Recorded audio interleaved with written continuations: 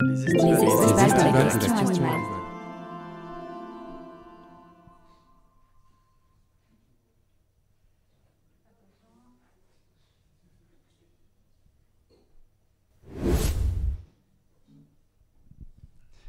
Bonjour à toutes et tous.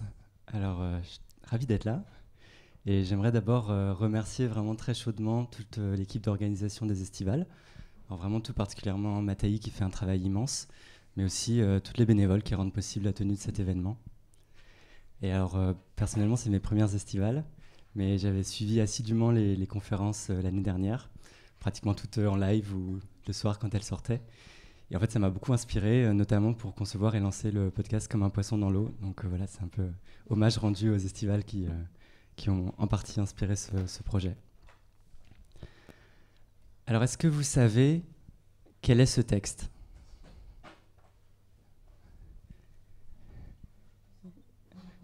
Lila ?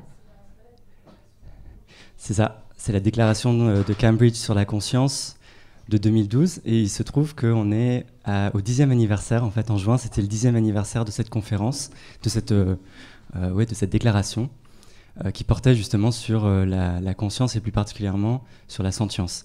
Donc c'est de ça qu'on va parler aujourd'hui. Et en fait, au moment de cette déclaration, il y avait Marc Bekoff, donc un biologiste et éthologue qui a beaucoup fait pour faire avancer les recherches sur la conscience animale. En fait, il rigolait un peu, il disait il était temps en fait qu'il y ait une déclaration officielle qui dise ça, et en fait pour lui c'était une évidence.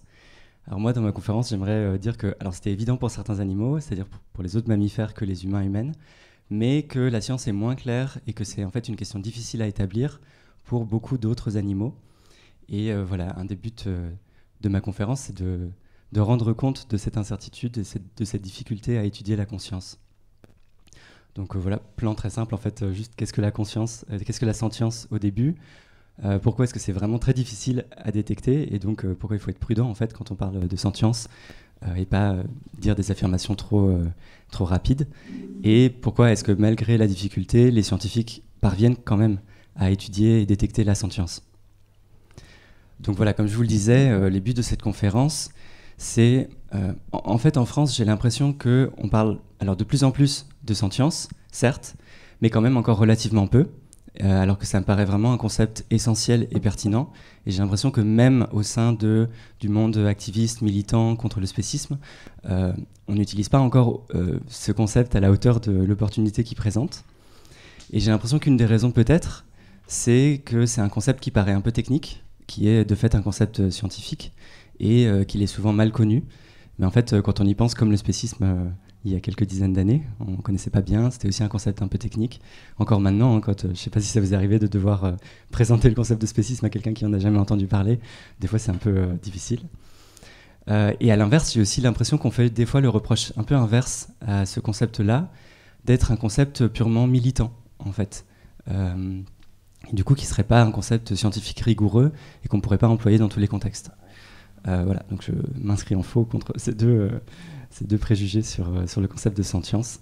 Et alors pour tout vous dire, moi je pars pour faire cette conférence, je pars de mon mémoire de philosophie que j'ai fait en fait en philosophie des sciences sur la question de la sentience des poissons. Voilà, donc ça va pas mal parler poissons dans la conférence.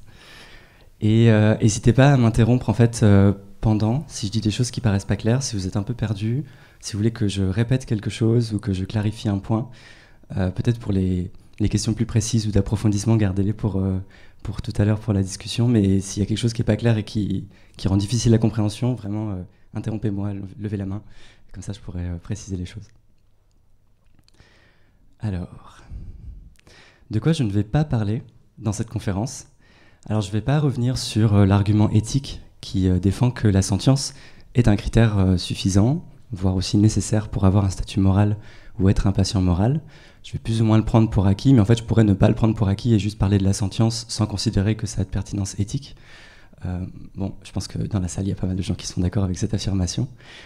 Et je ne vais pas non plus parler des réflexions en aval, entre guillemets, sur le débat autour de la sentience, et notamment la question de, quand on n'est pas au clair, quand il y a beaucoup d'incertitudes sur la sentience de tels et tels animaux, qu'est-ce qu'on fait pour la prise de décision ? Et c'est là qu'on pourrait parler, je pense que vous en avez probablement entendu parler, du principe d'incertitude, principe de précaution, pardon, pour les politiques publiques et pour l'activisme. Et typiquement, je pense qu'on a moins besoin de faire preuve de prudence quand on est dans un contexte de prise de décision. On peut se permettre de dire, avant qu'il y ait une certitude suffisante, que tels animaux sont sentients et qu'il faut les protéger. Mais là, je vous parle vraiment du débat scientifique, proprement scientifique, où on essaie d'avoir les meilleures données et d'arriver à la vérité, en fait, sur la question de la sentience. Alors, première partie, qu'est-ce que la sentience, du coup ?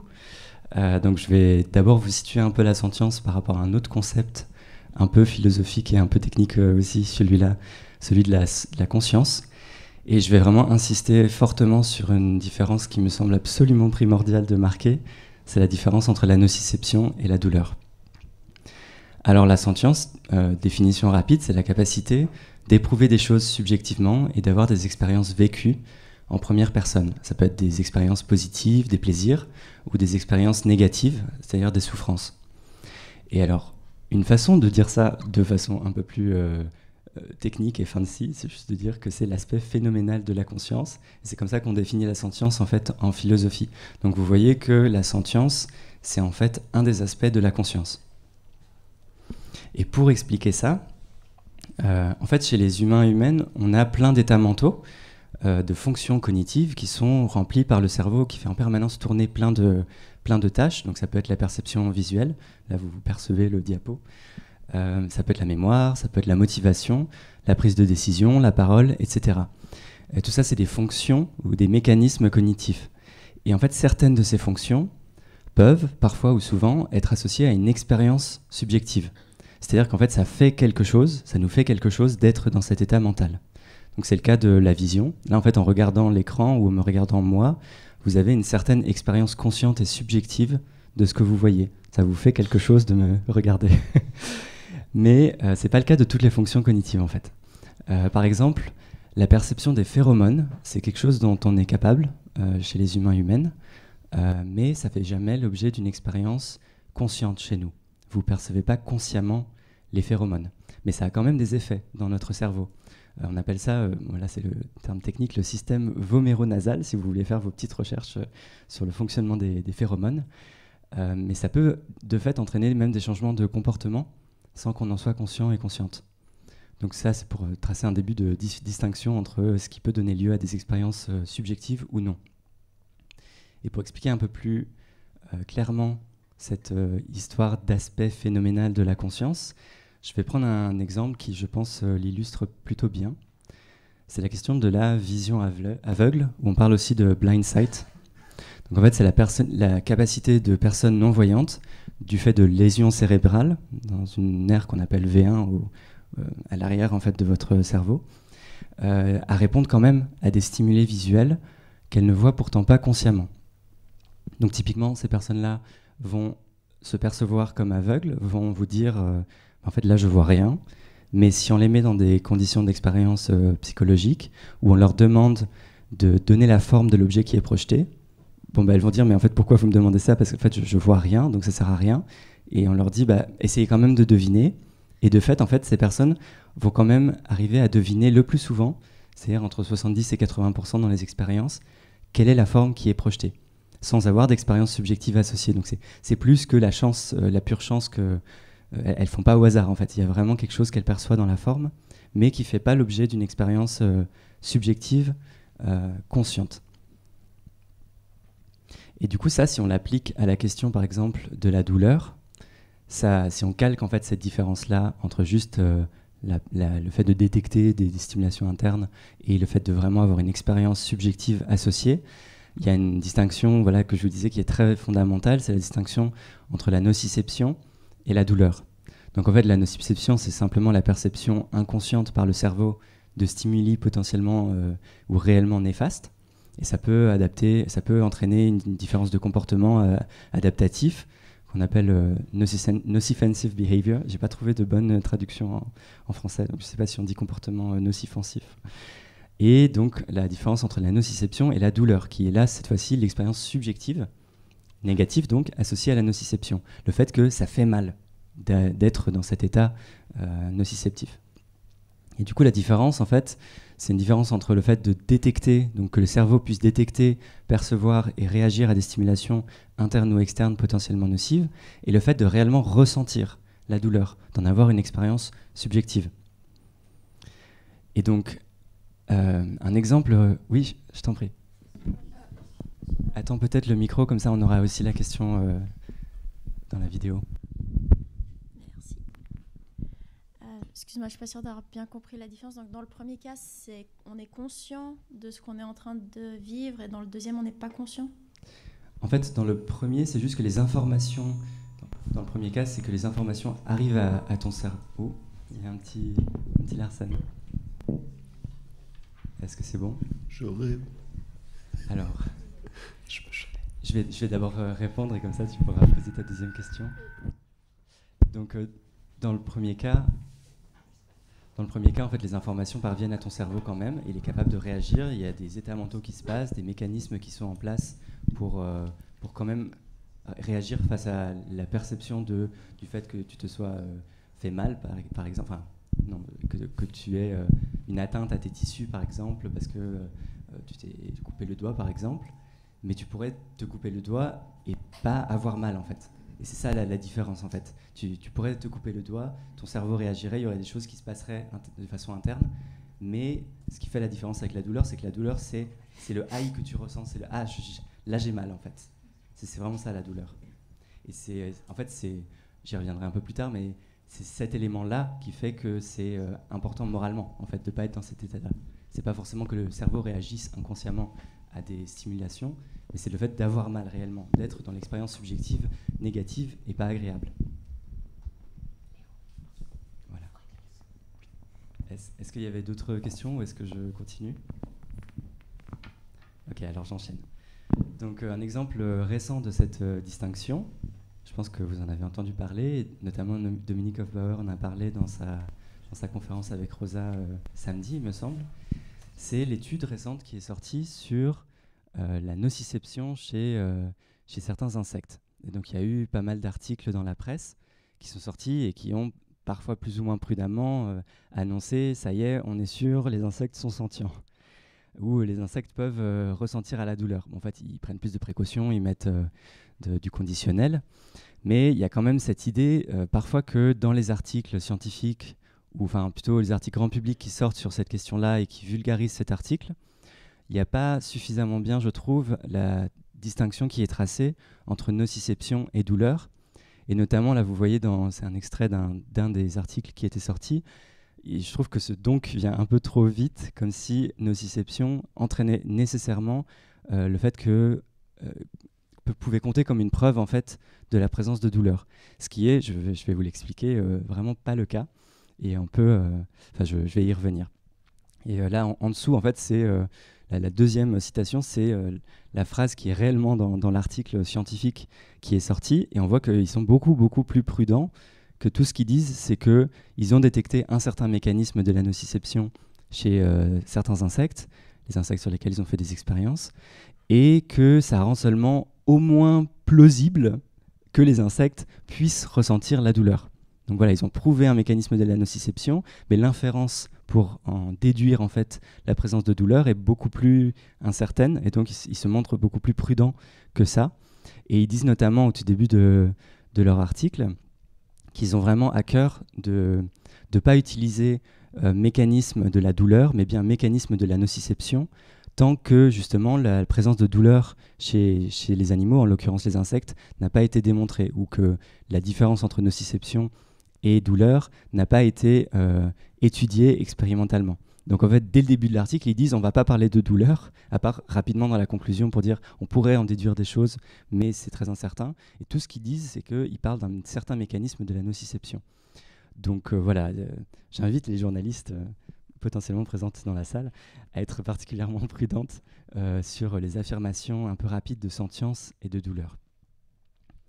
Voilà, là c'est un autre article qui était sorti sur cette question. Je crois que c'est l'article qui a été partagé par le Parti animaliste, par exemple, sur ces réseaux. Et alors là, on voit qu'il y a quand même une différence qui est tracée entre nociception et douleur, mais je ne vais pas lire dans le détail, mais en fait, dans le détail des phrases, parfois on retombe dans des confusions où on place nociception et douleur avec un slash, comme si ça revenait plus ou moins à la même chose, ou que l'un pouvait prouver l'autre.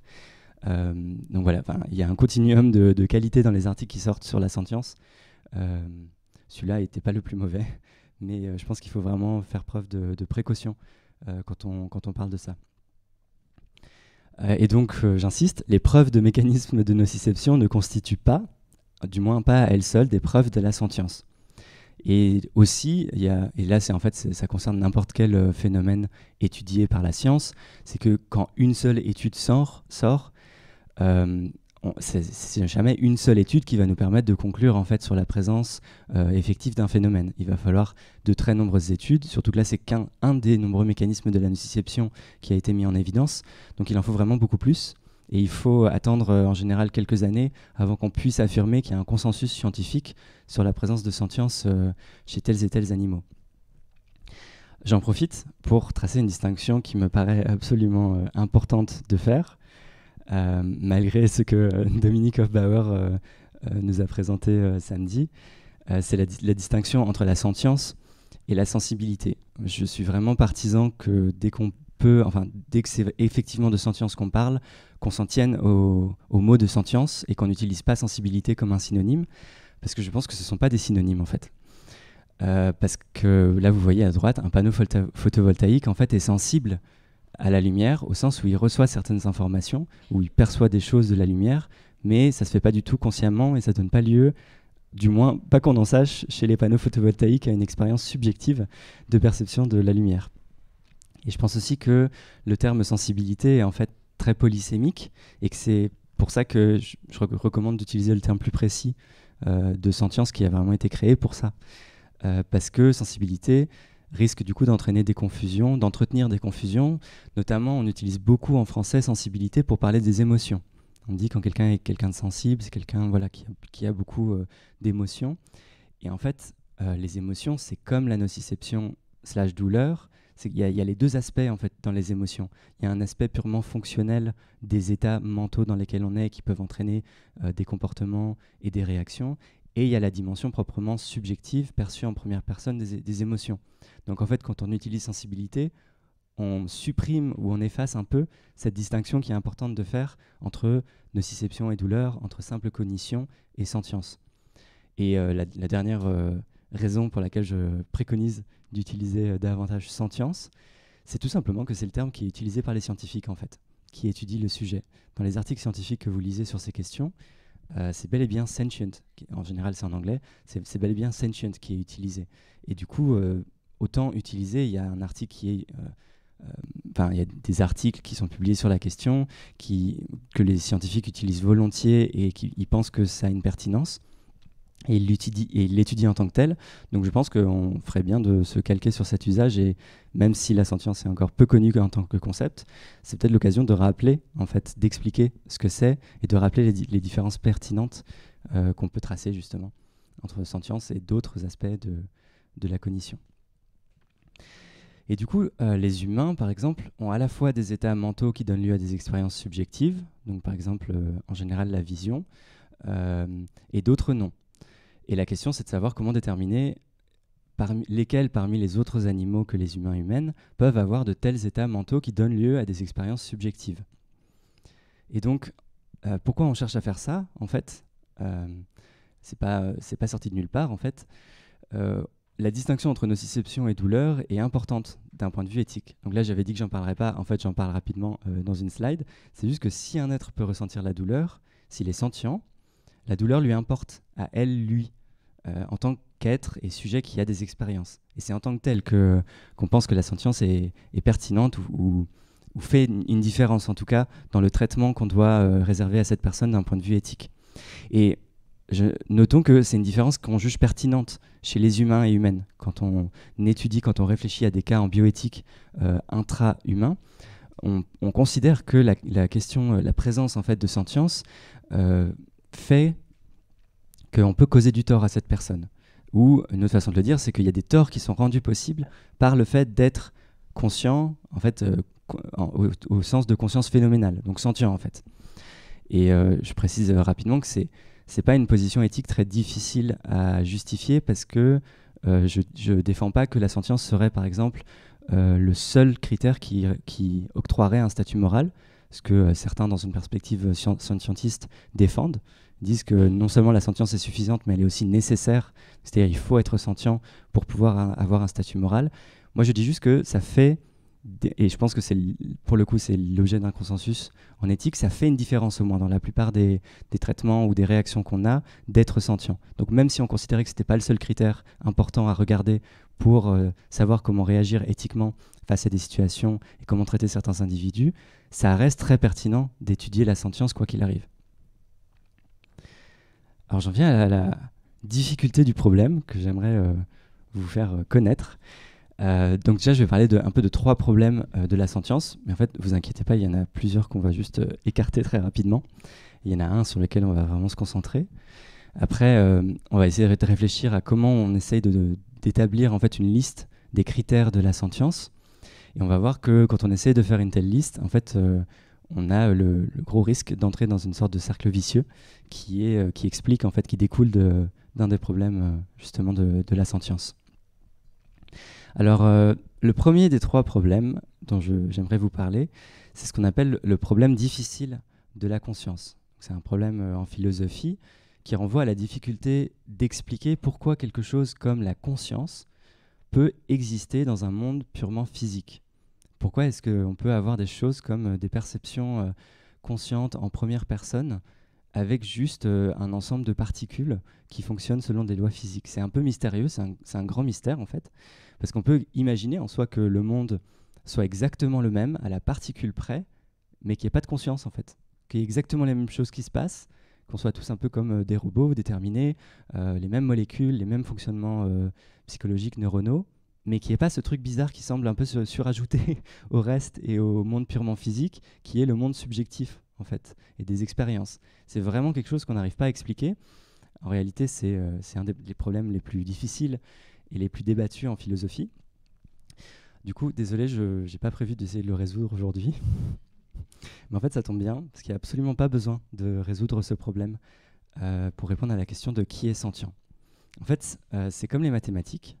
C'est-à-dire que les mathématiques, c'est aussi un grand mystère de où ça sort. Il y a plein de théories en philosophie qui essaient d'expliquer ce que c'est, les mathématiques, quelle est leur origine et comment on peut connaître quelque chose d'aussi mystérieux. Mais en fait, on n'a pas besoin de répondre à ces questions qui intéressent juste les philosophes des mathématiques pour faire des mathématiques, pour les utiliser, pour savoir faire des distinctions pertinentes, utiliser des fonctions, faire de la topologie. Enfin, il n'y a pas besoin de répondre au mystère un peu méta de d'où sortent les mathématiques pour les utiliser, pour savoir, en fait, pour étudier les mathématiques. Et on pourrait avoir une situation dans le futur où on aurait une caractérisation complète de quels animaux sont sentients, de quels mécanismes produisent des expériences subjectives, mais dans laquelle on n'aurait toujours pas percé le mystère de comment les expériences en première personne peuvent être réalisées par des substrats neuronaux objectifs. Donc on n'a pas besoin de régler ce problème difficile de la conscience. Un deuxième problème qui émerge quand on essaye d'étudier la sentience, c'est un très vieux problème en philosophie, c'est le problème des autres esprits, donc problem of the minds. Et en fait, je pense que vous connaissez, c'est le fameux doute radical de Descartes en fait. C'est qu'on n'est pas dans la tête des autres et qu'on n'a pas accès à ce que pensent les autres et en particulier à leurs expériences subjectives. C'est-à-dire que si vous ouvrez un cerveau et que vous vous disséquez, vous n'allez jamais tomber sur l'expérience subjective. Vous n'allez jamais pouvoir l'observer.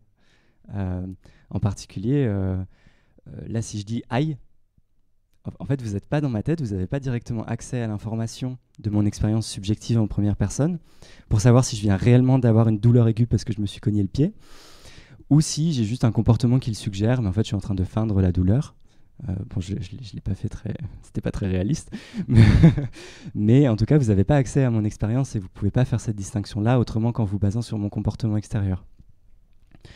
Et en fait, on pourrait, de fait, c'est ce qu'a fait Descartes, pousser le défi sceptique jusqu'à en venir à douter de l'existence de tout autre sujet que soi-même, se dire tout ce à quoi j'ai accès dans le monde, c'est mes propres expériences subjectives, et moi je vous regarde et je vois juste des corps qui agitent, qui parfois ouvrent la bouche et semblent faire des sons que je peux comprendre. Mais en soi, si on pousse le doute sceptique, on peut se dire que même le langage, c'est une forme de comportement et que ça ne me dit rien sur vos expériences subjectives. Donc vous êtes peut-être tous des robots. Voilà, donc en fait, alors que le problème difficile de la conscience, c'était un problème d'explication, donc expliquer comment quelque chose comme la conscience peut émerger du monde physique. Là, le problème des autres esprits, c'est un problème de connaissance. C'est un problème qui a trait aux limites de nos connaissances parce qu'on n'a pas accès justement aux expériences subjectives des autres. Et en fait, c'est vraiment un problème philosophique de comment on peut étudier en troisième personne un phénomène qui est intrinsèquement en première personne. Par exemple, pour vous donner une idée de la difficulté d'avoir accès à des expériences subjectives qui ne sont pas les nôtres, je vous demande, et c'est un peu classique en philosophie, d'essayer d'imaginer ce que ça ferait d'être une chauve-souris et de vous repérer dans l'espace par écholocation, donc en produisant des sons qui rebondissent et qui vous reviennent. Ce n'est pas quelque chose qu'on peut faire a priori, les humains et humaines, et c'est quelque chose qu'on a beaucoup de mal à imaginer. On peut comprendre un peu rationnellement comment fonctionne le mécanisme, mais arriver à vraiment être dans la tête de la chauve-souris et savoir ce que ça fait de se repérer dans l'espace par écholocation, c'est un vrai mystère. C'est difficile, on n'a pas accès à ça, à part par l'imagination, mais il faut forcer un petit peu et on n'a jamais de certitude sur ce qu'on arrive à imaginer. Alors ça, c'est l'exemple un peu classique qu'on donne en philosophie. Moi, j'en ai trouvé un autre que j'ai entendu récemment dans un podcast qui recevait le psychologue Laurent Bec-Chanclan et qui parlait des narvals. Des narvals, donc, qui sont des créatures aquatiques, ces espèces de licornes des mers qui ont une longue corne qui a des pouvoirs magiques de percevoir la salinité de l'eau par leur corne. Alors, je ne sais pas si vous arrivez à vous projeter dans la tête d'un narval et imaginer ce que ça peut faire de détecter la salinité de l'eau par une corne qui sort de votre bouche. Moi, personnellement, j'y arrive pas. Et du coup, c'est ça, en fait, le problème des autres esprits, c'est qu'on n'a pas accès à ces expériences subjectives, si expériences subjectives il y a. Donc, dans les deux cas, on ne sait pas ce que ça fait de se repérer par écholocation ou de détecter la salinité de l'eau. Quelles conséquences ça a pour la question de la sentience ? En fait, à toute fin pratique, on peut assumer sans trop de risques que le monde existe, qu'il y a d'autres subjectivités que la nôtre, que vous n'êtes pas des robots en face de moi, que moi, à l'inverse, quand vous me regardez, vous en déduisez sans beaucoup de doute et sans beaucoup de scepticisme que j'ai une vie intérieure et subjective. Donc en fait, c'est un peu un faux problème. C'est un défi sceptique qu'on peut facilement mettre de côté en disant oui, mais bon, mais selon toute plausibilité et selon tous les indices qu'on a scientifiquement, oui, en fait, il y a d'autres expériences subjectives que les nôtres, même si on n'y a pas accès. Il y a plein d'indices qui nous permettent de l'inférer.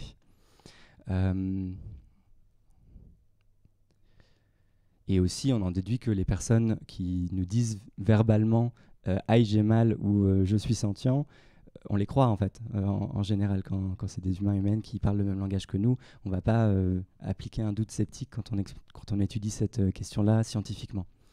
Donc en fait, les explications scientifiques sont uniquement en troisième personne. De toute façon, il n'y a pas la science ne fonctionne pas en première personne par introspection. Ça, il n'y a que la philosophie qui a fonctionné un tout petit peu comme ça.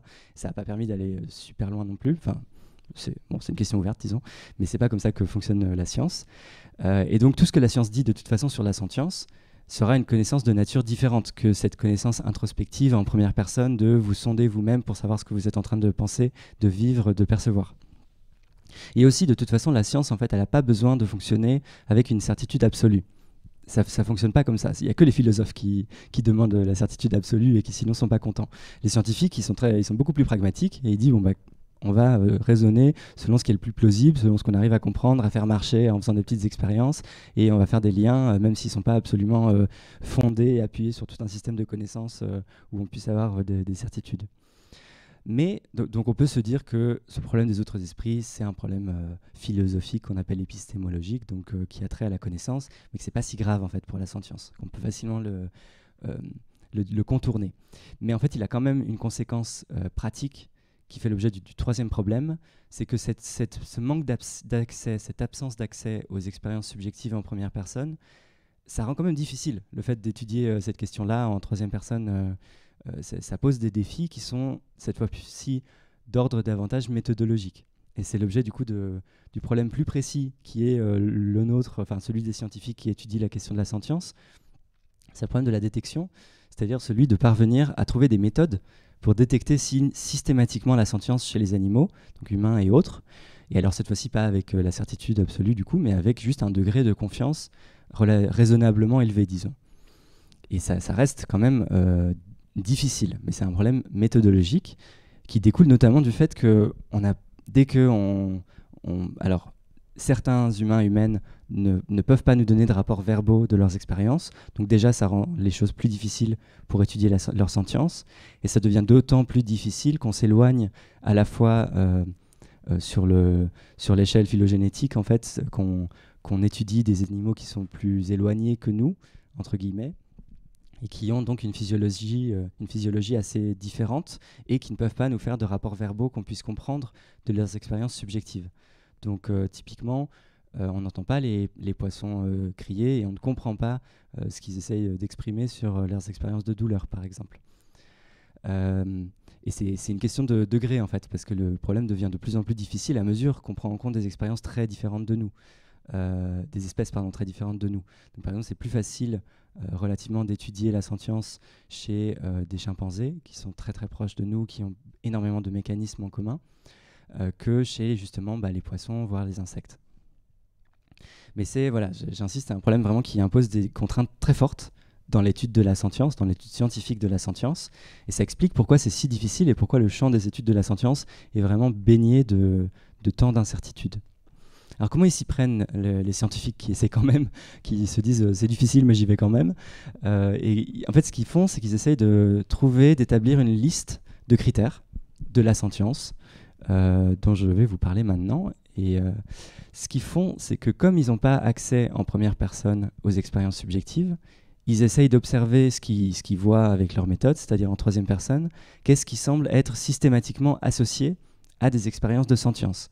Donc, par exemple, comme quand des humains déclarent « là, oui, je vois », et quand ils déclarent dans d'autres contextes expérimentaux « là, je vois plus », ça nous permet d'établir, de regarder entre ces deux situations, il y a des choses qui semblent être corrélées, différentes dans le cerveau, donc dans la physiologie. Par exemple, si on vous coupe un nerf, d'un coup, vous aurez plus cette expérience de douleur. Donc, on se dit, là, c'est une différence physiologique pertinente. La présence de nerfs qui relient des récepteurs au cerveau semble être une bonne condition, un truc qui est systématiquement associé à une expérience de sentience. Pas à elle seule, mais en tout cas, c'est impliqué dans le fonctionnement. Pareil il y a des critères comportementaux. Il y a aussi d'autres capacités cognitives qui peuvent être associées. Je vais y revenir un peu plus en détail. Et donc, on parle de corrélats objectifs, parce que ce n'est pas des choses qui nous donnent la certitude d'avoir la sentience, mais c'est plus des choses qui semblent être systématiquement corrélées avec le fait d'être sentient. Et donc, je vais rapidement vous parler des critères physiologiques qu'on a plus ou moins établis, que les scientifiques ont établis pour donner lieu à la sentience, à une expérience consciente. Donc en général, on considère qu'il faut des récepteurs à la douleur, qui sont ensuite reliés à des nerfs qui véhiculent l'information de nociception jusqu'à un système nerveux central dans un cerveau. Du coup, en général, on considère qu'il faut quand même un cerveau pour pouvoir même avoir des mécanismes de nociception, sans même parler encore de douleur. Et du coup, il y a un système nerveux central qui centralise un peu l'information qui est reçue, qui la redistribue, qui l'amplifie et la redistribue dans d'autres aires du cerveau qui sont davantage supérieures au sens de plus élevé, plus éloigné de l'arrivée en fait, de l'information dans le système nerveux central. Et ça peut être par exemple un néocortex, un cortex en général, c'est-à-dire les parties les plus supérieures de notre cerveau. Alors attention, la slide suivante peut être un peu difficile à voir et à entendre dans ce que je décris. Donc si vous voulez faire un time-out ou pas trop regarder, n'hésitez pas. Pour comprendre la question des critères comportementaux, il y a une expérience en particulier qui a été faite depuis très longtemps, en fait depuis le 19e siècle on sait ça. C'est le fait d'avoir des grenouilles vivantes dont on a coupé le spinal cord, j'ai plus le mot en français, la moelle épinière, merci. Et donc en fait elles sont ce qu'on appelle décérébrées, c'est-à-dire que le cerveau est complètement déconnecté du reste de leur corps. Et malgré ça, on observe que ces grenouilles vivantes décérébrées ont quand même des comportements réflexes face à des stimuli néfastes qui devraient donner lieu à de la douleur si c'était relié au cerveau. Donc non seulement voilà, lever les pattes face à de l'acide, par exemple, si leur patte est trempée dans de l'acide, mais ce qui est vraiment très étonnant et plus perturbant, c'est qu'elles peuvent avoir aussi des comportements qui sont orientés vers un but et qui nous sembleraient beaucoup trop complexes pour n'être que des comportements réflexes, en fait, dont on aurait pu attendre que ce soit des comportements conscients, en fait. Et par exemple, si ces grenouilles décérébrées, si on les plonge dans l'eau, elles vont avoir le réflexe, mais plus qu'un réflexe, en fait, un comportement orienté vers un but, de nager vers la surface. Alors que ces grenouilles n'ont plus de cerveau, en fait. Et ça nous laisse supposer que le critère, justement, juste d'observer les comportements et d'en déduire la sentience n'est pas suffisant en lui-même, en fait. Parce que soit on pense que les grenouilles sans cerveau sont sentientes, ce qui est vraiment très improbable par rapport à tout ce qu'on sait par ailleurs sur les mécanismes, sur le fait d'avoir besoin d'un cerveau pour produire cette expérience-là de sentience, soit on reconnaît que du coup il faut un cerveau pour être sentient, que c'est une condition nécessaire, mais du coup le seul critère comportemental d'observer des comportements qui semblent être réactifs à l'expérience de nociception, d'essayer d'échapper à une situation ou de nager vers la surface, ça nous semble beaucoup moins décisif en lui-même, en fait. Le fait d'observer des comportements est plus suffisant pour dire bon bah là il y a sentience. Et donc c'est pas le cas uniquement pour la perception, la nociception notamment. On peut aussi avoir tout un ensemble de comportements plus ou moins réactifs à des stimuli ou spontanés qui sont inconscients. Pensez par exemple aux expériences de somnambulisme. En fait, quand vous êtes somnambule, vous arrivez à faire un paquet de trucs alors que vous n'êtes pas en train d'avoir une expérience consciente. Donc ça nous laisse supposer qu'il pourrait y avoir des mécanismes similaires chez des animaux, chez plein d'animaux, qui ne donnent pas lieu à des expériences conscientes, mais qui donnent lieu à des comportements très complexes. Et du coup, ça a une première conséquence majeure qu'il ne faut vraiment pas sous-estimer, c'est qu'il y a a priori de très bonnes raisons philosophiques et scientifiques de penser que les critères comportementaux à eux seuls sont vraiment insuffisants pour conclure à la présence de sentience. Et du coup, l'argument, mais c'est évident que tels animaux souffrent, je veux dire, on le voit bien, en fait, c'est strictement parlé, c'est pas un argument recevable pour en conclure à la sentience, c'est pas un argument que, à lui seul, dont à lui seul les scientifiques pourraient se satisfaire. Parce qu'en fait, non, vraiment pas, la sentience ne se voit pas, elle se déduit. Donc en fait, ce que ça implique aussi, c'est que théoriquement, on pourrait avoir des robots extrêmement complexe, qui est une apparence humaine très réaliste, qui ait les mêmes comportements et voire les mêmes expressions en fait, qui pourraient vous dire ah là j'ai mal, ça fait super mal, arrête. De nouveau, je suis pas très réaliste quand je fais ça. Et du coup, à proprement parler, on pourrait se penser qu'il y a des robots qui fonctionnent pratiquement comme nous, qui envoient les mêmes signes extérieurs, mais qui en fait seraient pas sentients, qui seraient juste bien programmés en quelque sorte, pour avoir des réactions extrêmement complexes. Ce seraient des bons programmes avec des bonnes enveloppes corporelles.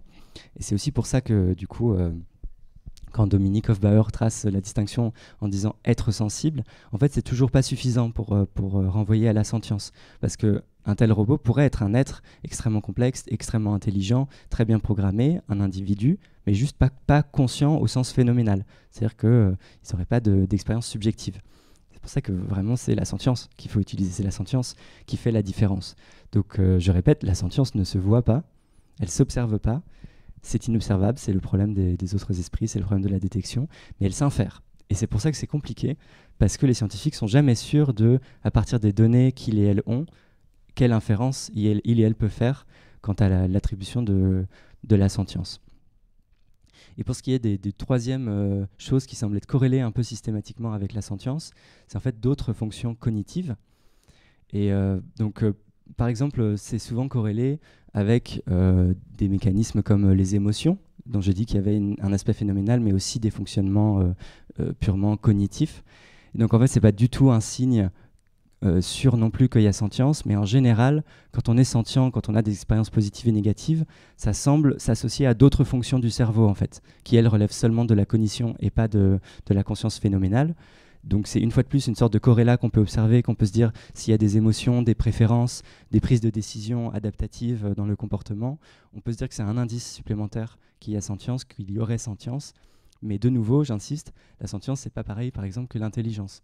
On peut être extrêmement... De nouveau, hein, j'en reviens à, à notre ami robot qui pourrait être extrêmement intelligent, incroyable au Rubik's Cube, encore plus rapide que Rosa pour finir un Rubik's Cube, ce qui est difficile quand même, mais qui n'aurait aucune expérience subjective, qui ne serait pas conscient.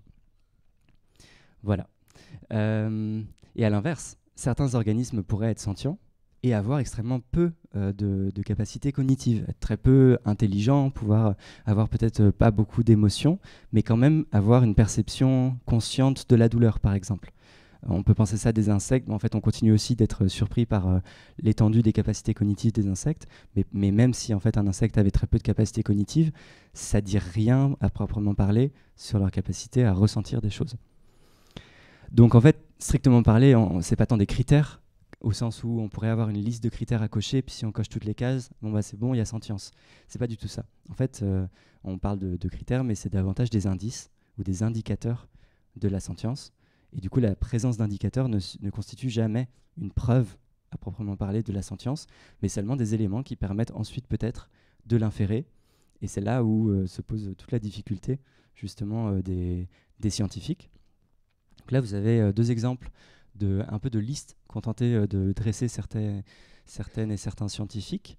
Donc la première, c'est une liste qui a été dressée dans le cadre du débat sur la sentience des poissons. Et donc vous voyez qu'il y a une liste de critères qui sont davantage physiologiques, donc les nocicepteurs, les nerfs, le système nerveux central. Il y a des critères plutôt comportementaux.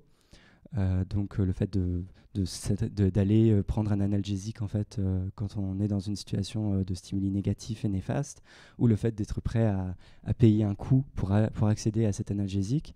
Et il y a des choses qui relèvent davantage d'autres fonctions cognitives, par exemple d'avoir des préférences, de préférer aller nager pour un poisson par exemple dans une partie de l'aquarium qui contient l'analgésique. Du coup, ça va créer des préférences. Donc on voit que ça implique d'autres fonctions cognitives que simplement la sentience pure, mais ça nous permet aussi d'être un critère supplémentaire, un indicateur en fait, potentiellement de la souffrance. Et là, vous voyez les petits F en bleu, en fait, y a un paquet de critères qui sont cochés pour les poissons.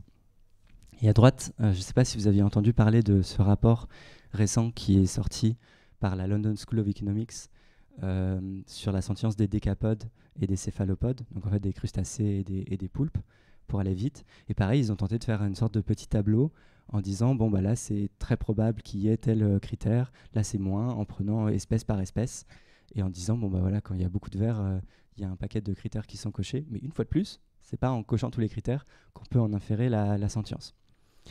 Pourquoi ça? Et ben c'est le difficile risque de tomber dans un cercle vicieux en fait quand on étudie la sentience. En fait, la raison pour laquelle on peut se trouver dans un cercle vicieux, c'est que quand on étudie la sentience, c'est qu'une même fonction biologique peut être remplie par des agencements physiologiques différents. C'est-à-dire, il peut y avoir des organes différents, des systèmes nerveux et neuronaux qui ne s'organisent pas pareil, voire très très différents selon les espèces, mais ça remplit quand même la même fonction.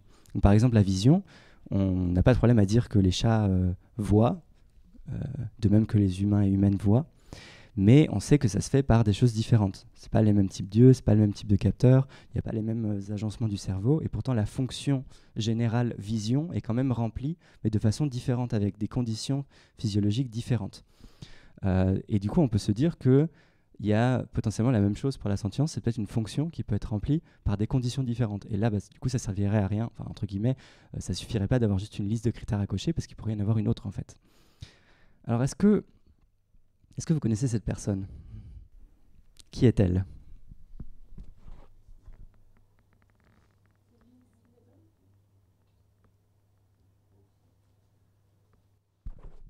Oui, c'est Lynn Snedden. Tu peux dire qui c'est? Alors attends peut-être le micro. Ça me permet de boire. C'est une scientifique biologiste spécialiste de la sentience des poissons qui a joué un rôle crucial dans le fait qu'on sache que les poissons sont sentients. Elle a fait des expériences sur des truites en 2000, je sais plus, début des années 2000, je crois. C'est ça. C'est ça. J'aimerais vraiment, si vous devez tirer une seule chose de cette conférence, que vous sachiez tout ce qui est Lynn Snedden et que vous n'oubliez plus jamais dans votre vie, qui est cette scientifique. Donc, en effet, elle a mis en évidence au tout début des années 2000, c'est ça, c'est des articles de 2003, l'existence de récepteurs en fait, à la douleur chez certains poissons, beaucoup des truites arc-en-ciel sur lesquelles elle a expérimenté. Et elle a étudié aussi différents critères physiologiques et comportementaux de la sentience chez les poissons depuis, et elle a en fait été une des actrices majeures du débat sur la sentience des poissons qui a eu lieu depuis les années 2000 et surtout vers la fin des années 2010. Donc vous voyez, c'est vraiment un débat récent en sciences. Petit fun fact, en fait j'ai rencontré cette scientifique dans le cadre de mon mémoire. Elle a accepté de faire une petite visio pour que je lui parle de certaines des idées et que je puisse lui poser des questions sur ses recherches. Donc voilà, j'ai eu la chance de rencontrer cette femme. Et d'ailleurs, elle n'a toujours pas de fiche Wikipédia, ce qui est vraiment un manque majeur, je trouve, dans la connaissance du monde. Donc je lance un appel général à rédiger la page Wikipédia de Lynn Snedden, si quelqu'un s'en sent les compétences et l'envie. Je pense que c'est vraiment important. Et donc en particulier, elle a mis en évidence que dans le système nerveux des truites, il y a différentes fibres. Donc là, on parle bien des nerfs. C'est le cas aussi chez les mammifères, en fait. On distingue des fibres delta A et des fibres delta C. Et en général, les fibres delta A, c'est ce qui réagit au fait, par exemple, quand vous pique la peau, donc il y a vraiment une lésion. Là, vous allez avoir une douleur aiguë et rapide. Et il y a d'autres récepteurs, c'est davantage si vous mettez la main sur le feu, ça va mettre un certain temps en fait à vous parvenir. Donc vous voyez qu'en fait vous avez des expériences de la nociception qui donnent lieu à des expériences de douleur qui sont différentes et en fait cette information-là n'est pas transmise par les mêmes types de nerfs, par les mêmes types de fibres. Et ce qu'elle a mis en évidence, c'est que chez les truites, les fonctions sont inversées en fait. Les fibres delta A qui en général donnent lieu à des expériences de douleur aiguë chez les mammifères, donnent au contraire chez les poissons, fonctionnent en fait comme les fibres delta C pour ce qui est des poissons. Donc c'est un exemple supplémentaire que en fait, la physiologie peut être agencée un peu de façon un peu différente, mais quand même donner lieu, remplir les mêmes fonctions. Donc c'est un élément de plus pour douter du fait que observer juste la physiologie ou les comportements puisse nous permettre directement et très clairement et sans doute d'en inférer la sentience. Et du coup, c'est le cas aussi des comportements nociceptifs. Par exemple, le fait de... Nous, les mammifères, on a tendance à crier et fuir quand on a une douleur aiguë. Et en fait, une autre façon, il y a d'autres types de comportements nocifensifs qui est plutôt de rester figé ou de plus avoir de réaction. Et en fait, ça dépend de l'histoire évolutive et des conditions en fait, dans lesquelles ont été sélectionnés certains traits comportementaux. Ça dépend en fait de comment sont agencées les espèces, de ce dont elles ont besoin pour réagir. Typiquement, les espèces sociales, ça a du sens en fait, qu'on crie, qu'on puisse exprimer à d'autres de notre espèce qui sont autour, qui puissent venir nous aider. Ça a moins de sens pour des espèces qui ne sont pas sociales. Et par exemple, du coup, on peut penser que les insectes, certains insectes qui ne réagissent pas quand on leur arrache des membres, c'est pas forcément qu'ils sentent rien. C'est peut-être juste que en tout cas, c'est pas un signe décisif qu'ils sont pas sentients. Parce que peut-être que, de même que les fibres sont inversées, peut-être que le comportement nocifensif fonctionne pas exactement de la même manière. Et donc le problème, c'est qu'on a du coup potentiellement plusieurs listes de critères légèrement différentes. Donc là, je vous ai donné un exemple de 2 listes avec le dernier critère qui est pas exprimé pareil et du coup qui est pas exactement le même. Donc le premier, c'est ce qu'on pensait en fait en observant les humains, parce que nous on a un néocortex, donc on s'est dit il faut les mêmes structures. En fait, il faut un néocortex, c'est-à-dire des structures vraiment très supérieures en plusieurs couches de cortex organisées pour pouvoir réaliser la douleur. Et en fait, on peut penser que peut-être des structures analogues, mais avec des cerveaux qui n'auraient pas de cortex, enfin pas de néocortex, pourraient quand même en fait agencer différemment, permettre de réaliser cette fonction qu'est la sentience ou la conscience phénoménale. Et du coup, ça,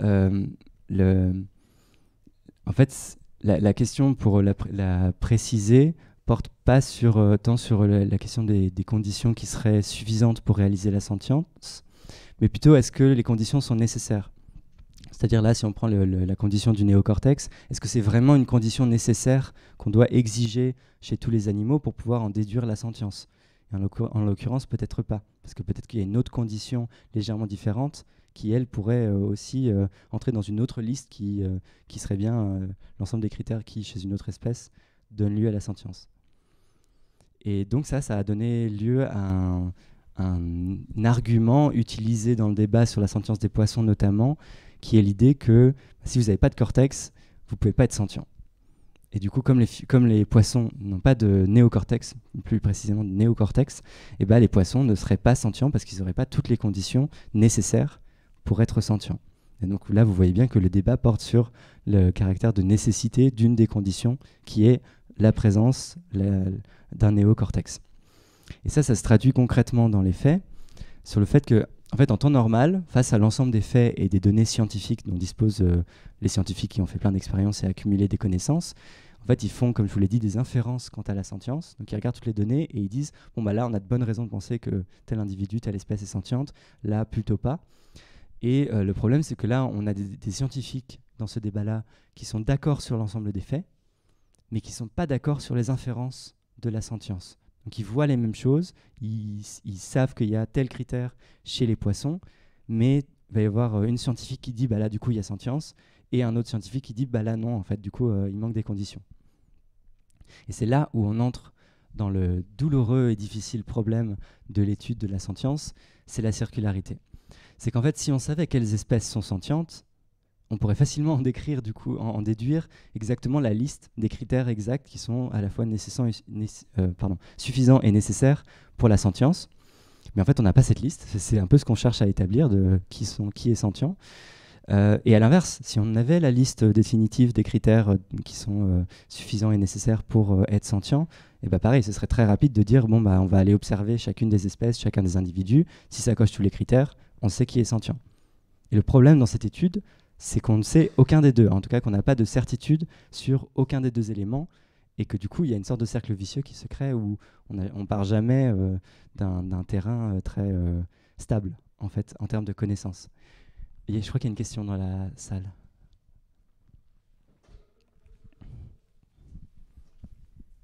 Mais là, ça m'évoque une question. A priori, les humains, enfin l'espèce humaine, on pourrait dire qu'on est sentient et du coup prendre des critères par rapport à notre espèce, peut-être. Ouais, absolument. Ouais, c'est super pertinent comme remarque. Et en fait, ça renvoie à la question que dès qu'on s'éloigne des humains, on ne sait plus exactement quelles conditions sont vraiment nécessaires. Parce que justement, si on prend les critères qu'on connaît chez les humains, où là on a des rapports verbaux qui peuvent nous dire « ah, j'ai mal, donc il y a sentience », et ben en fait, si on calque ça, on va se dire bah, du coup, dès que c'est différent de ces critères-là, mais du coup, dès que c'est une autre espèce, parce qu'en fait, la physiologie n'est jamais exactement arrangée pareil, on n'a jamais exactement les mêmes types de cerveau, les mêmes types de nerfs, tout exactement pareil, bah, à proprement parler, dès qu'on n'a plus de rapports verbaux sur lesquels s'appuyer, on pourrait se dire bah, du coup, il n'y a pas sentience. Et c'est ce qu'on a fait. Hein. Longtemps dans le débat, on disait bah, chez les humains, on sait parce qu'on peut témoigner de notre sentience, de notre expérience subjective, et bah, tous les autres animaux ne peuvent pas témoigner et ils sont différents. Donc, il n'y aurait pas sentience. Ce qui n'est pas du coup une façon d'avancer dans le débat, ce qui est faux, parce qu'on n'a pas une certitude, mais on a une extrêmement grande probabilité que les autres mammifères, par exemple, soient sentients, que les oiseaux sont sentients, alors même qu'ils ont des conditions légèrement différentes de réaliser cette sentience-là. Mais le problème, c'est qu'on ne sait pas exactement lesquelles sélectionner. En fait, on n'a pas de critères bien précis pour sélectionner parmi les critères lesquels sont nécessaires. Est-ce que tu veux rebondir ?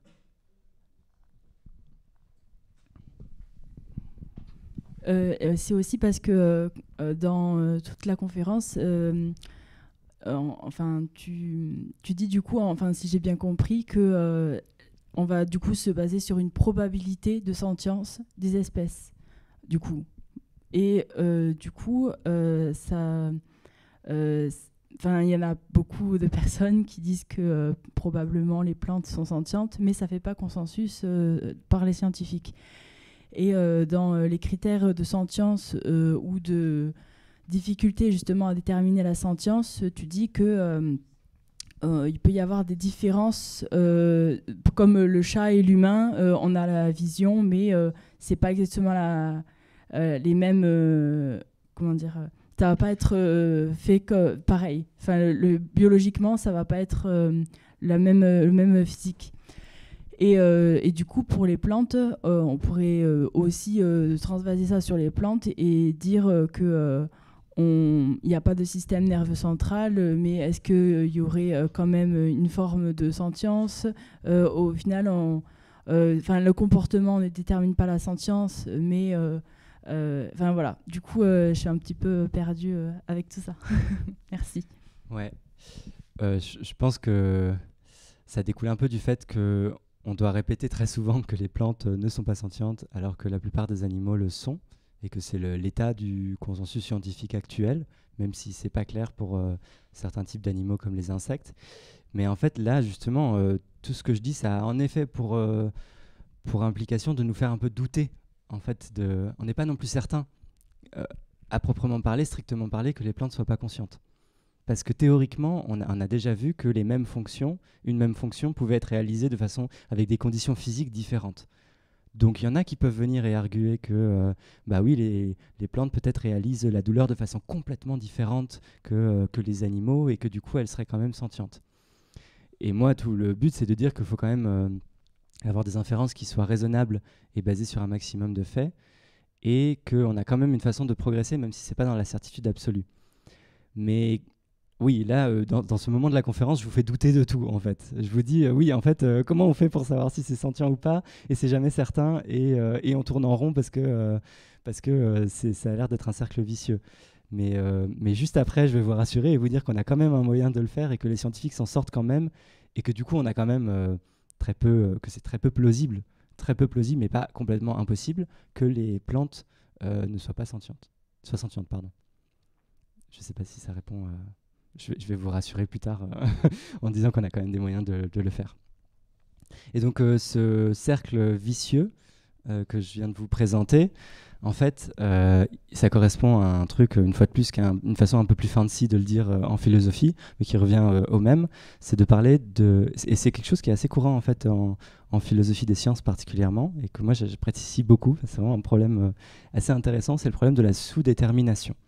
Donc en fait, c'est l'idée que quand on part des faits scientifiques qu'on a, des choses observables, l'ensemble des expériences qu'on a faites, toutes ces données scientifiques ne pointent pas vers une seule théorie. On peut avoir différentes théories qui expliquent également bien les faits. Et donc, en fait, on a parfois, dans certaines situations scientifiques, pas de bonne façon de choisir entre une théorie ou l'autre, et les deux restent un peu en concurrence et sont aussi compatibles avec les données scientifiques, du moins peut-être avant que de nouvelles données nous parviennent. Mais on se retrouve très souvent en fait dans cette situation-là. C'était le cas, je ne vais pas vous perdre avec des... Mais en fait,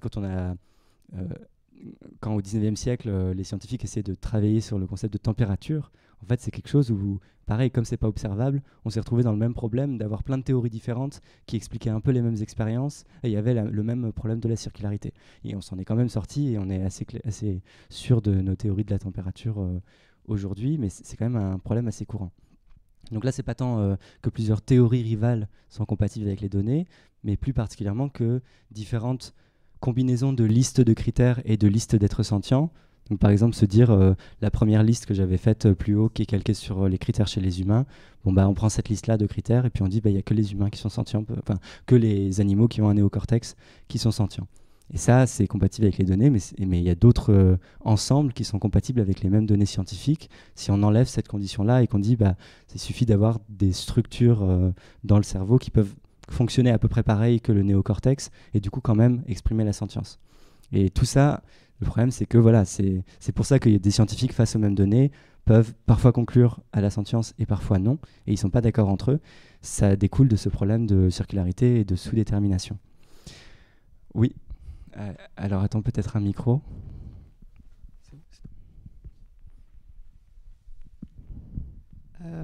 J'ai compris que du coup il y avait plusieurs listes de critères en fonction des scientifiques et des critères du coup des inférences de la sentience. Mais est-ce qu'il y a des scientifiques qui sont carrément opposés au fait qu'il y ait une liste de critères possibles et pertinentes pour faire des inférences ? Je crois que j'ai pas la réponse à ça. Il n'y a pas tant de scientifiques que ça qui ont essayé d'établir des listes. Souvent c'est très indicatif. Celles que je vous ai présentées plus tôt, en fait elles sont c'est toujours des propositions, mais il n'y a pas de consensus, et c'est un des problèmes, il n'y a pas de consensus sur une liste à avoir. Mais sur le fait même de ne pas chercher à faire des listes de critères, je pense que implicitement tu en fais toujours parce que les choses que tu observes, c'est tel comportement ou tel élément physiologique. Donc en fait tu cherches quand même des conditions de la sentience. Et peut-être sans faire... Il y a plein de scientifiques qui ne font pas des listes, mais qui étudient un par un, en fait, une par une, les conditions, comme c'était le cas pour l'étude sur les insectes dont j'ai parlé plus tôt, en fait, ils ont pris un des mécanismes de la nociception et on pourrait en faire un des critères dans une liste, tu vois. Je sais pas si j'ai répondu à ta question. D'accord, il n'y a pas de scientifiques qui se disent que la sentience, en fait, vu qu'elle n'est pas directement observable et mesurable, faire des inférences à partir de critères physiologiques, comportementaux, au final, il n'y aura jamais une liste qui sera satisfaisante. Je pense qu'il y en a, mais il y a aussi des scientifiques qui se penchent sur cette question, qui ont tendance à être trop sceptiques, en quelque sorte. Et c'est ce que moi j'ai observé dans le débat scientifique sur la sentience des poissons, c'est qu'il y avait certains scientifiques qui étaient pragmatiques, qui disaient on va faire avec ce qu'on a et on va essayer d'observer les conditions une par une, et même si on n'est jamais sûr de la liste, ça va quand même nous permettre de progresser dans les connaissances. Et il y a d'autres scientifiques en face qui disaient oui, mais ça sert à rien d'avoir des listes, ou alors de toute façon on sera jamais sûr, donc ils étaient faisaient preuve d'un scepticisme face à la sentience des poissons. Mais disons qu'en général, les scientifiques ont tendance à vouloir faire progresser le débat et à argumenter. Et donc, ils et elles vont se baser sur des faits, sur l'étude de conditions précises. Et si leur seul argument, c'est un argument presque philosophique et sceptique, c'est en général pas suffisant, j'ai l'impression, pour les scientifiques qui mettent la main dans le cambouis, en quelque sorte, et qui vont regarder les choses une par une. D'accord. Lila ?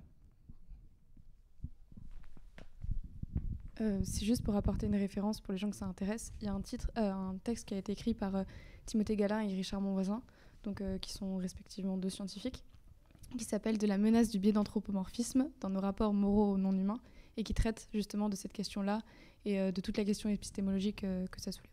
Voilà. Trop chouette. J'ai jamais lu ce texte, mais du coup, j'irai lire. Merci pour la référence. Bon, alors du coup, là, je sens que vous vous dites, moi je me dis, c'est mal barré cette histoire si on n'a aucun moyen d'être bien sûr de nos attributions et de nos conclusions sur les sentiences.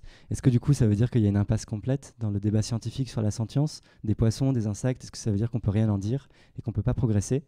Bon, bah là, c'est le moment où je vous rassure et où je vous dis qu'en fait, les scientifiques y arrivent quand même et que ils et elles en restent pas à la difficulté initiale, voire aux problèmes philosophiques que ça pose et à l'absence totale de certitude, mais se disent en fait on va avancer avec ce qu'on a et on arrive quand même à faire progresser les choses et à connaître de plus en plus les conditions de la sentience.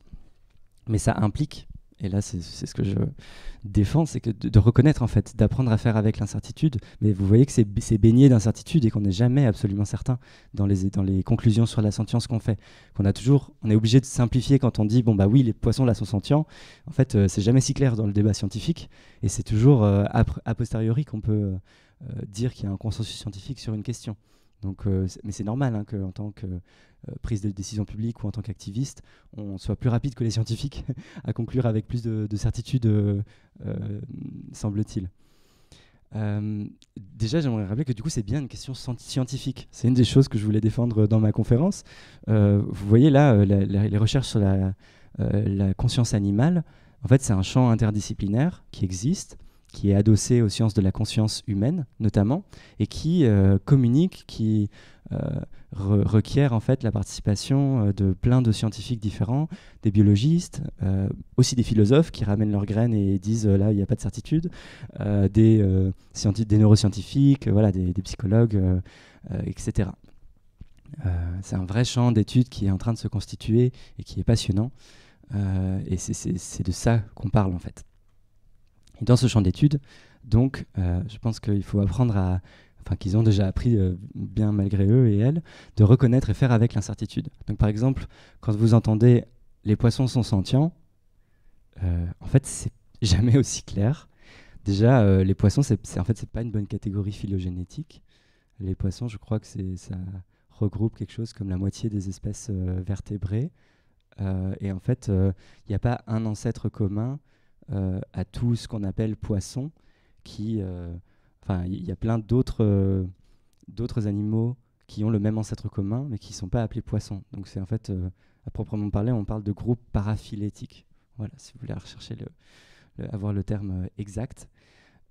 Et du coup, aussi une autre conséquence de ça, c'est que dans les débats scientifiques, dans les expériences qui sont menées sur les conditions et les critères de sentience chez les poissons, c'est jamais mené sur toutes les espèces. C'est pas possible, en fait. C'est mené sur quelques espèces qui sont particulièrement faciles en fait à observer. Donc c'est beaucoup les truites arc-en-ciel par exemple, ou les zebrafish. Et en fait, théoriquement, si on voulait vraiment regarder, parce que les poissons sont aussi très différents entre eux, hein, faut pas, c'est très anthropocentré autrement de se dire les humains c'est une catégorie et puis les poissons c'est une seule catégorie aussi. En fait, c'est plein d'espèces, plein d'individus très différents avec des fonctionnements physiologiques et neuronaux très différents aussi. Donc à proprement parler, si on voulait vraiment être absolument certain de la sentience, ce qu'il faut refuser parce qu'en fait c'est pas possible, il faudrait qu'on puisse tester sur chaque espèce. Et on dirait juste, bon bah telle espèce est sentiente, mais telle espèce on n'a pas pu faire d'expérience, donc on ne sait pas encore. Donc vous voyez qu'en fait, ce que j'aimerais vous rendre sensible, c'est la quantité d'approximations qu'on fait quand on fait des affirmations comme les poissons sont sentients. Je pense que ça ne veut pas dire qu'il ne faut pas les faire, que en fait, dès qu'on vulgarise l'état des consensus scientifiques, on fait des approximations, mais c'est bien d'en avoir conscience en fait, et de se dire c'est quand même une question compliquée derrière dont il est question. Et c'est ok, parce qu'en fait, on n'a pas le choix que de faire avec cette incertitude. Et donc l'enjeu des études sur la sentience, c'est la gestion de cette incertitude, justement, qui est fondamentale dans tout ça. C'est pas simple, c'est le fruit d'un travail scientifique de longue haleine, mais en fait, comme d'autres aires scientifiques, genre envoyer des fusées dans l'espace, c'est aussi super difficile, ça a pris un temps fou, il y avait plein d'obstacles épistémologiques et concrets, pragmatiques, et les scientifiques n'ont pas fait marche arrière, ils ont quand même réussi à mettre des fusées dans l'espace. Donc, ce qu'ils font, ça répond un peu à ta question, Sébastien, c'est qu'ils font en fait de toute façon des listes, ils essayent de tester des critères parce qu'ils veulent avancer en fait. Leur objectif, c'est le progrès du débat sur le consensus, du débat sur la sentience, et ils essaient d'apporter toujours plus de données. Et donc, malgré toutes les difficultés, en fait, apporter de nouvelles données, ça permet quand même de faire des choses et d'éliminer certaines possibilités. Ça permet de progresser en faisant un peu des comparaisons, parce qu'il faut quand même que nos attributions soient cohérentes entre elles. C'est-à-dire que si on considère qu'un critère est un bon critère pour combiner à d'autres pour parler de la sentience chez les humains et humaines, et si on refuse d'accepter ce critère pour une autre espèce comme les poissons, on n'est pas cohérent. Et donc ça impose déjà certaines contraintes qui font qu'on ne peut pas affirmer la sentience de certains et certaines sans l'affirmer chez d'autres. Et c'est ça qui est très intéressant dans une des choses que j'avais observées dans les articles du débat scientifique. Donc c'est à nouveau Lynn Snedden et certaines de ses collègues. C'est qu'en fait, dans l'argumentaire qu'elle a fait à partir des données pour faire l'inférence sur la sentience des poissons, elle était face à justement des sceptiques qui disaient « Oui, mais non, en fait, il faut un néocortex, donc c'est pas possible. » Et elle disait « En fait, il y a déjà un consensus scientifique sur le fait que les oiseaux sont sentients, et les oiseaux n'ont pas non plus de néocortex, en fait. Mais il y a tellement d'autres indices de la présence de sentience que maintenant on considère plus ou moins largement chez les scientifiques que les oiseaux sont bel et bien sentients. » Et c'était l'objet d'une des phrases de la déclaration de Cambridge, par exemple, en 2012, qui ne parlait pas encore trop des poissons, qui parlait seulement des mammifères et des oiseaux. Et donc ce qu'elle dit, c'est juste, soyez cohérents, en fait. Si vous acceptez ce critère chez les oiseaux, ce qu'on fait, parce que sinon, on a suffisamment d'indices pour l'affirmer, et comme il y a autant, voire plus de critères chez les poissons, on est obligé de l'accepter. Donc vous voyez que c'est là qu'on permet quand même, qu'il y a quand même la possibilité d'avancer dans le débat, c'est qu'on ne peut pas tout dire sur la sentience, parce qu'il faut rester cohérent entre toutes nos attributions de sentience, et du coup plus on accumule de connaissances sur les critères précis, et sur ce qui semble être suffisant et nécessaire, on arrive quand même tant bien que mal à avancer et à voir, il y a quand même des choses qui sont incompatibles. Par exemple, si on prend les poissons, d'abord on était parti de ce qu'on observait chez la sentience des humains qui peuvent reporter leurs expériences subjectives. C'est un peu une histoire simplifiée, mais pour voir comment ça peut fonctionner un peu par comparaison et cohérence. Ensuite, on a extrapolé aux humains humaines qui ne pouvaient pas rapporter leurs expériences subjectives, mais dont on supposait très fortement, par tout un tas d'autres indices, qu'ils étaient sentients. Après, on constate les mêmes conditions physiologiques et comportementales chez d'autres animaux, donc les mammifères par exemple, les oiseaux aussi.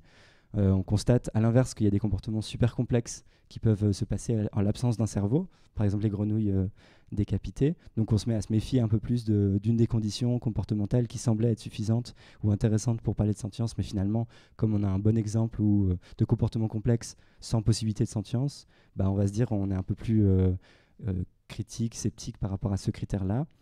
Et on se met à observer par exemple les mêmes comportements, les mêmes conditions physiologiques chez les oiseaux, mais il manque juste une condition physiologique qui semblait être nécessaire chez les humains, c'est le néocortex. On va finir par se dire peut-être qu'on relativise l'importance de ce critère et qu'il y a d'autres façons de réaliser la sentience avec des structures un peu homologues. C'est ce qui s'est passé pour les oiseaux. Donc homologue mais subcortical, c'est-à-dire pas dans le cortex, vu que les oiseaux n'ont pas de néocortex. Et peut-être que du coup on en vient à se dire que l'argument du no cortex, no cry appliqué pour être sceptique de la sentience des poissons peut pas tenir si on veut pouvoir affirmer la sentience des oiseaux parallèlement. Donc vous voyez que ça permet quand même tant bien que mal d'avancer dans le débat. Et c'est pas mal de continuer d'accumuler des faits scientifiques sur la question. Voilà pour le cœur de la conférence. Vu qu'il y a eu beaucoup de choses et plein de choses notamment un peu techniques, juste un petit résumé des idées importantes. Du coup, la sentience, c'est un aspect de la conscience, un certain aspect de la conscience. C'est l'expérience vécue et subjective en première personne. Voilà, je réinsiste sur l'importance importante entre la nociception et la douleur. Et du coup, s'il y a douleur, c'est qu'il y a bien sentience. Je réinsiste aussi sur le fait qu'observer juste le comportement d'un individu, c'est pas a priori suffisant pour pouvoir en inférer la sentience. Et en fait, la sentience aussi, toujours en termes de vocabulaire, un peu de distinction qu'on peut faire, c'est quelque chose de plus précis que la sensibilité. Et c'est aussi quelque chose qui est distinct de l'intelligence ou des capacités cognitives. Et bon, là, vous l'avez vu, c'est quand même difficile d'établir une liste de critères de la sentience, parce que chacun des critères pourrait être un peu différent et quand même permettre de réaliser la sentience. Donc, c'est vraiment très difficile, mais en fait, c'est pas impossible. Et du coup, il serait faux d'utiliser cette difficulté inhérente dans l'étude de la sentience, et ce qu'ont fait certains scientifiques, parfois un petit peu de mauvaise foi dans certains articles, pour dire, du coup, on peut pas savoir, donc on en conclut que les poissons sont pas sentients. Alors, en fait, non, c'est baigné d'incertitude, mais on peut quand même progresser dans le débat scientifique. Je vous laisse quelques ressources aussi sur la sentience si vous voulez reprendre un petit peu plus dans des articles. Il y a le site Animal Ethics qui a plein de sections sur la sentience. Il y a une version française du site qui sont vraiment très intéressants.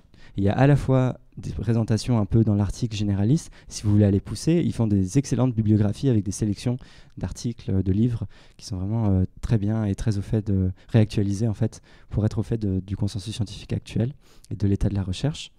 Et il y a une autre revue, et c'est là en fait que s'était passé le grand débat sur la sentience des poissons. C'est dans cette revue essentiellement Animal Sentience, qui est vraiment très intéressante avec en ce moment plus récemment beaucoup du débat sur la sentience des insectes, par exemple, qui a lieu dans cette revue. Donc c'est à peu près la seule revue qui parle vraiment explicitement de sentience et dans lesquelles vous trouvez des articles scientifiques, mais aussi des articles philosophiques, du coup, vu que c'est un champ interdisciplinaire.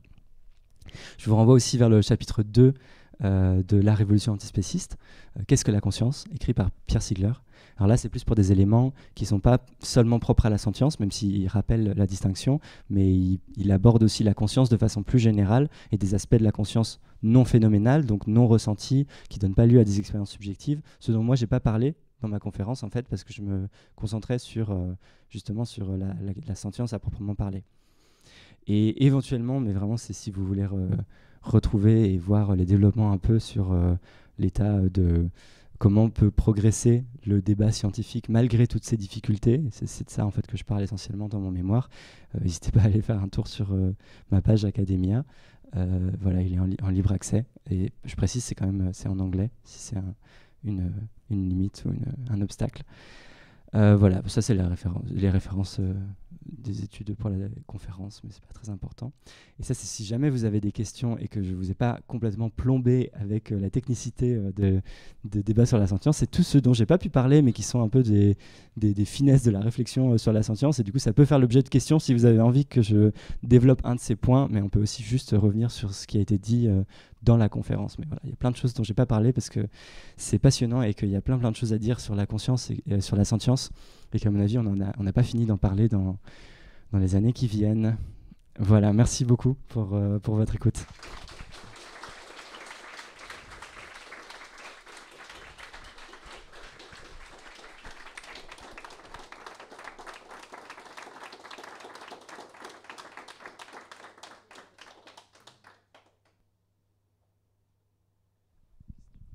Est-ce que vous avez des questions ? Contre le manteau. Comme ça. Comme ça. Comme ça.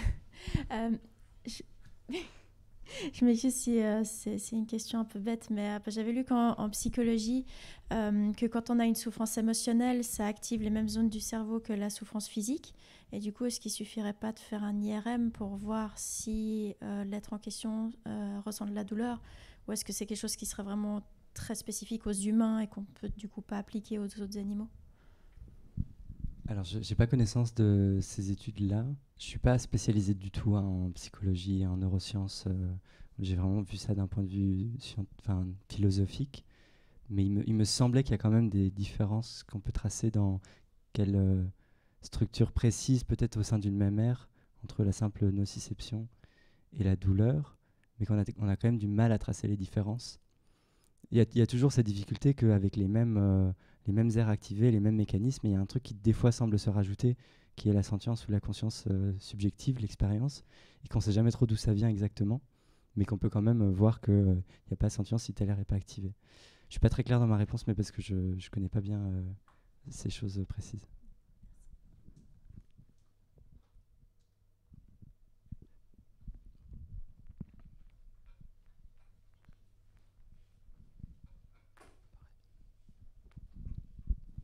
Du coup, j'avais une question, mais en fait, c'était le premier point de ce que tu as mis en disant si vous voulez en discuter. Ouais. Est-ce que tu pourrais nous donner ton avis sur justement le gradualisme et l'idée que est-ce qu'il y a certains animaux qui sont plus sentients que d'autres ou est-ce que c'est juste 0 ou 1 quoi? Ah bah merci, je suis très content qu'on pose la question. Ça tombe bien, j'avais prévu des slides à la suite pour pouvoir brièvement en parler. En fait, je ne sais pas si vous avez remarqué, je pense que non, je pense que ça n'a pas atteint votre expérience consciente. Pendant les plans, en fait, il n'y a pas la même intensité des couleurs sur l'image. Vous voyez ?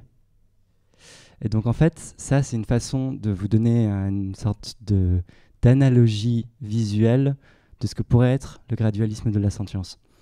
Donc, mais en fait, je tiens à préciser que c'est un truc qui est vraiment en discussion dans les articles les plus récents, et que ça c'est juste une proposition que j'ai vue passer récemment dans un article et qui m'a paru intéressante.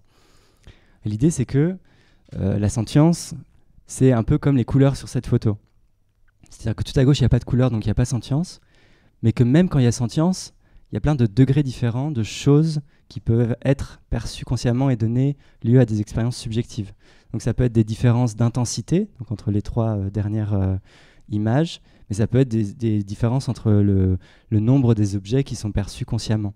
Donc c'est résumé par la phrase « être conscient de plus de choses », ça ne veut pas forcément dire être plus conscient. Donc peut-être que c'est pas exactement, on ne devrait pas en parler comme certains sont plus sentients que d'autres, mais c'est plutôt comme c'est un type de conscience et que la conscience est toujours une conscience de quelque chose. Quand on est sentient, on peut être, entre guillemets, sentient de plus ou moins de choses et de façon plus ou moins intense. De même que la douleur, chez vous, elle peut être plus ou moins intense. Et on peut penser par exemple que chez les insectes, il pourrait y avoir, donc s'ils sont bel et bien sentients, s'ils se révèlent sentients, peut-être qu'ils n'ont que certains éléments qui parviennent, qui font l'objet d'expériences subjectives. Par exemple, peut-être que des éléments de douleur très localisés ou très raw, enfin, je ne sais pas comment le dire. Du coup, une autre représentation de ça, c'est peut-être que la sentience, c'est d'avoir des couleurs sur cette photo, mais qu'il y a des façons très différentes d'agencer les choses, et que peut-être il y a des êtres entre guillemets plus sentients que nous, sentients de beaucoup plus de choses qui pourraient exister et dont on n'aurait même pas l'idée. Ça ferait une espèce d'explosion de couleurs pour eux, avec des expériences de plein de choses qui atteignent jamais pour nous nos expériences subjectives. Je ne sais pas si ça vous parle, cette façon de voir que en fait c'est pas soit l'un soit l'autre, c'est pas soit binaire, soit graduel. Ça peut être à la fois quelque chose où on est sentient ou on l'est pas, mais quand on est sentient, il y a quand même un certain gradualisme dans les choses qui parviennent, qui font l'objet d'expériences subjectives et avec plus ou moins d'intensité, plus ou moins de détection, plus ou moins de forme, voilà. Mais je rappelle, c'est une des nombreuses propositions sur la question du gradualisme de la sentience. C'est pas forcément la meilleure.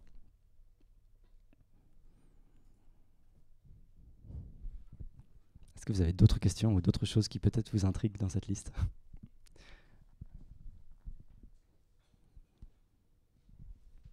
Alors moi déjà j'ai pas bien compris en fait la différence entre conscience et sentience. Alors, que j'en ai compris, la conscience, la sentience est une sous-partie de la conscience, mais j'arrive pas à comprendre qu'est-ce qui n'est pas recouvert du coup dans la sentience par rapport à la conscience, ou inversement, qu'est-ce que la conscience recouvre de plus par rapport à la sentience? Ouais, c'est vrai que j'ai pas répondu à cette question parce que ça rajoutait de la complexité et parce que moi-même je connais pas suffisamment bien ce qui définit la conscience plus généralement, c'est-à-dire la conscience non phénoménale par rapport à la conscience phénoménale qui est celle des expériences et de la sentience. Mais la conscience du coup non phénoménale, il y a une distinction importante qui a été tracée par un philosophe qui s'appelle Ned Block, qui a distingué la conscience d'accès, donc qui est la conscience dont tu parles, et la conscience phénoménale, qui est celle dont je parle depuis le début de la conférence, qui correspond à la sentience. Et la façon dont il définit la conscience d'accès, c'est un peu d'avoir accès à l'information de façon directe, centralisée, mais je vois que je suis flou et qu'en fait, je renvoie pour plus de précision sur cette question, justement au chapitre 2 de Pierre Sigler, qui parle vraiment bien de cette question, de ce qui définit la conscience et de ce qui l'oppose à des processus cognitifs qui seraient, eux, inconscients. Mais par exemple, la perception de phéromones, là, chez vous, chez moi, c'est inconscient. Mais la perception visuelle que vous avez deux aspects. Vous avez un aspect juste des informations auxquelles vous avez directement accès, que vous voyez. Vous pouvez lire, en fait, ligne par ligne, les mots. Et il y a l'effet surajouté de l'expérience subjective que ça suscite. Donc, ce n'est pas seulement l'aspect informationnel, c'est l'aspect proprement subjectif de qu'est-ce que ça me fait en première personne de lire ces lignes, en fait.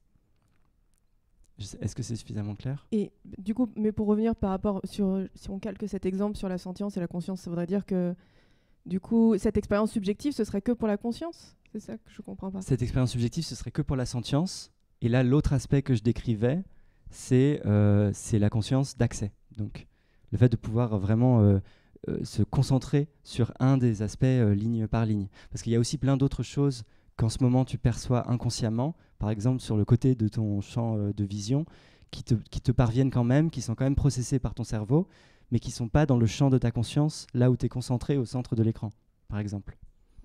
Où il y a des choses, il pourrait y avoir en ce moment, je pourrais avoir fait des images subliminales, c'est-à-dire des images qui durent trop peu longtemps pour être perçues consciemment, donc on ne verrait pas sur l'écran, mais qui nous font quand même quelque chose, qui sont quand même perçues par le cerveau, donc là qui ne serait pas l'objet de la conscience d'accès, qui serait inconsciente, mais qui nous ferait des choses, qui peut-être changeraient nos comportements.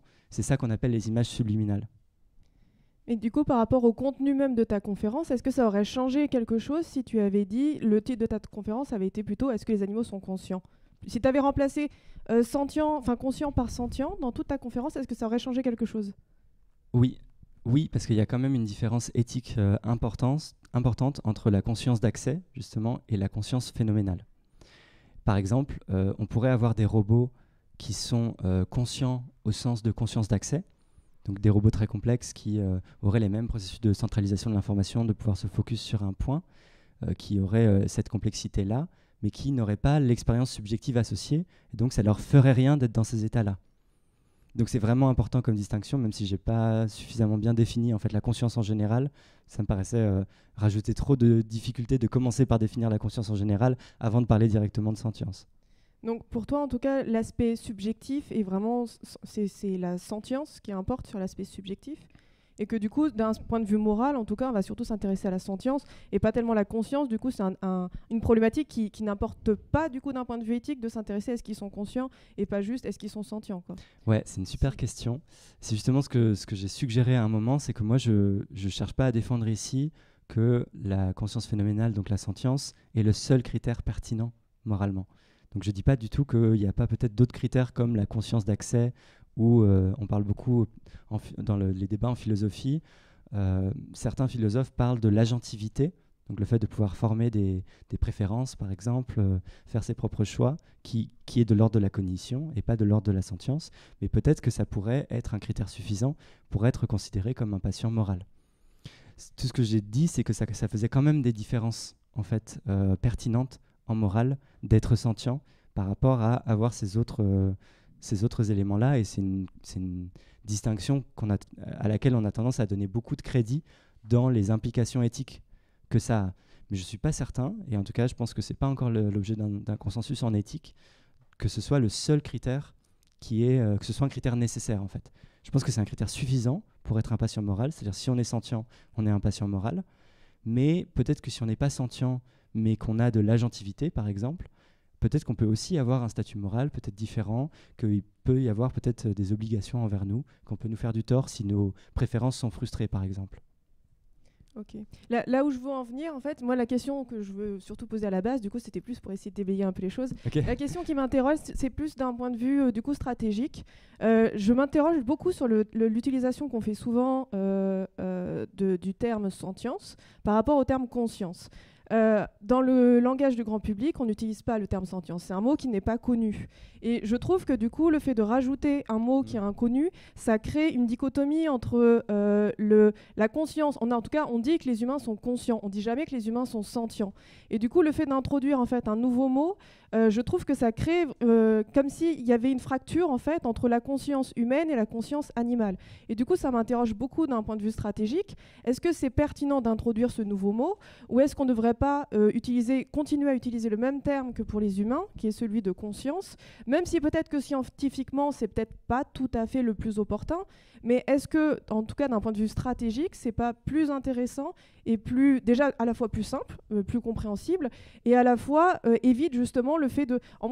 Souvent, en fait, j'ai eu l'impression, alors déjà, j'ai l'impression que le terme de sentience n'est pas défini partout pareil, même au sein du milieu, ce qui déjà pose un problème important, je trouve.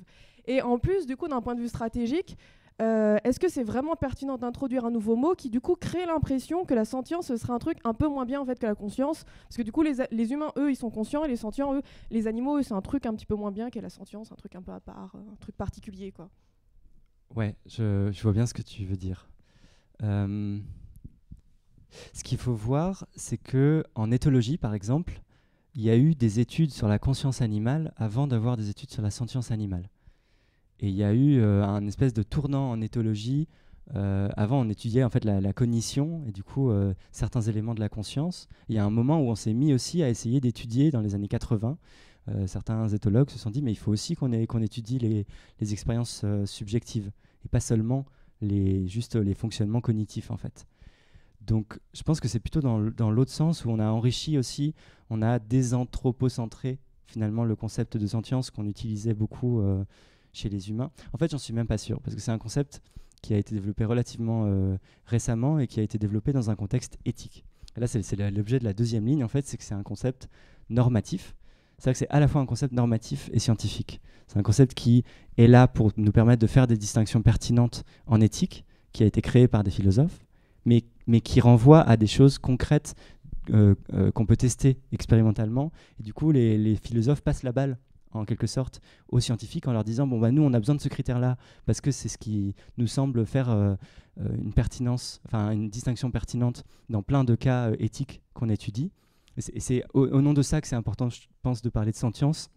C'est qu'il y a quand même plein de cas éthiques où ça fait une distinction pertinente en fait par rapport à la conscience plus généralement. Et donc les philosophes passent la balle aux scientifiques en disant bon bah maintenant c'est à vous de faire le boulot de nous dire qui est sentient. Mais ça, c'est pas notre boulot en tant que philosophe, ou alors pas en tant qu'éthicien, mais peut-être c'est les philosophes des sciences et de la conscience qui peuvent un peu plus se pencher sur le sujet. Cela étant dit, je suis quand même d'accord avec toi sur le fait que le plus souvent, dans la façon dont la biologie est agencée, très souvent, quand il y a conscience d'accès, il y a aussi conscience phénoménale. Et souvent, les deux viennent en même temps, entre guillemets. Mais ça peut ne pas venir en même temps, et c'est pour cette précaution-là que c'est important, je pense, quand même, de parler de sentience. Après, pas forcément dans tous les contextes. Et je pense que oui, dans des contextes plus généralistes, où on n'aurait pas besoin de faire cette distinction-là précise, ça peut être pertinent de juste parler de conscience animale. D'ailleurs, plus haut sur le graphique, c'était l'étude de la conscience animale en général, que je vous ai présenté comme un champ scientifique. Et au sein de ce champ-là, il y a un champ plus précis des études de la sentience. J'ai pas de certitude absolue sur les questions stratégiques d'emploi des termes. Je pense que c'est important de mieux connaître déjà la sentience pour pouvoir en parler. Je pense que c'est important d'en parler dans certains contextes. Je ne sais pas quelle est l'étendue de ces contextes où ça reste pertinent de tracer ces différences. Je pense qu'il y a suffisamment de cas éthiques où on a besoin d'avoir le critère de sentience pour que ça reste intéressant d'en parler spécifiquement. complémentaire par rapport...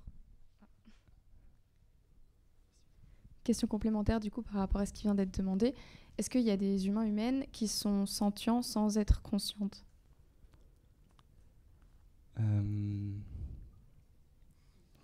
me semble que c'est un des cas où tu perds les deux à la fois en fait.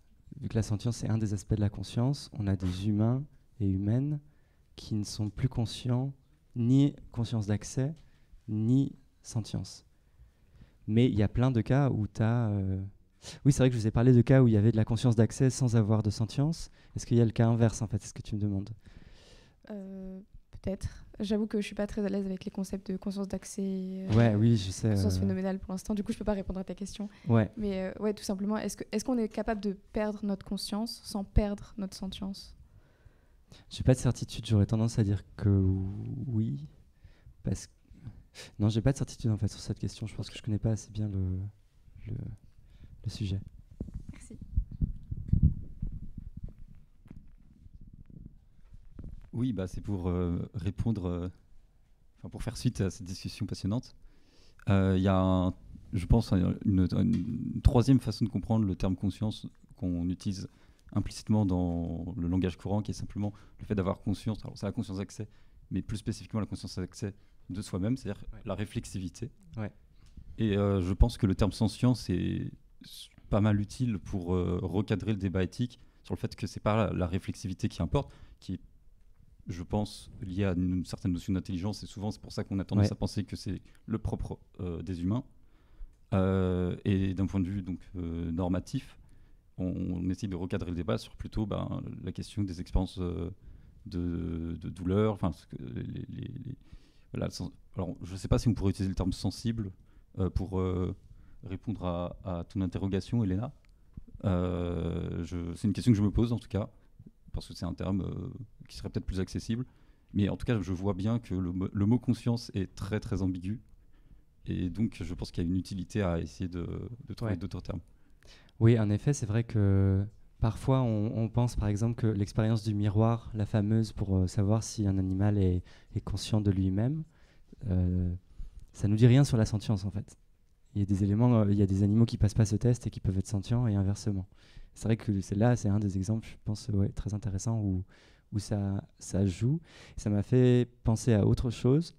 C'est que dans la considération de quel concept il faut utiliser et est-ce qu'on peut utiliser des concepts qui sont pas très connus ou pas super bien compris, ça peut, comme animaux liminaires en fait, par exemple, c'était pas bien connu et pas bien compris non plus, mais le fait même de le mettre dans l'espace public va inciter les gens, et les journalistes et les vulgarisatrices à se renseigner sur la question. Et ce qui est intéressant, c'est que quand les gens vont aller se renseigner sur la sentience, ils vont pas tomber directement sur le débat scientifique dont je vous ai parlé, ils vont beaucoup tomber sur les arguments éthiques.